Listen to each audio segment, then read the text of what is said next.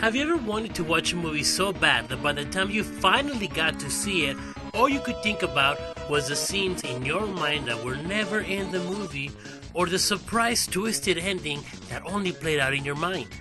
That's how I explain my adventure with Star Fox 2.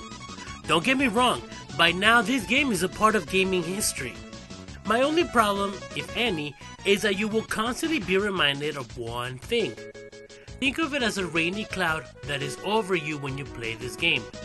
A cloud that will constantly remind you that the game belongs in 1996. Coming from a world still new to polygons, a world that was already taken by storm with games like Super Mario 64 and Tekken, Nintendo decided to not release this game due to it not looking as good as Star Fox 64. I feel you, but Nintendo releases inferior looking ports of games all the time. Donkey Kong Country on Game Boy Color, we got Xenoblade on the 3DS, that's just two of the many.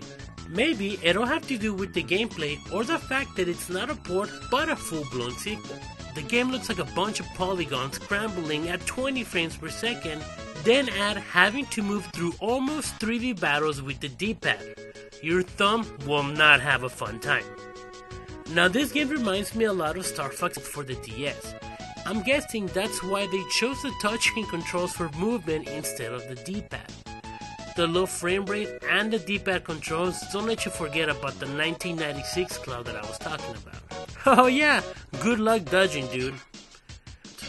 Since technically this game came out before Star Fox 2, you must strategize like you would in an RTS. When you come in contact with an enemy missile or ship, you engage in space battles.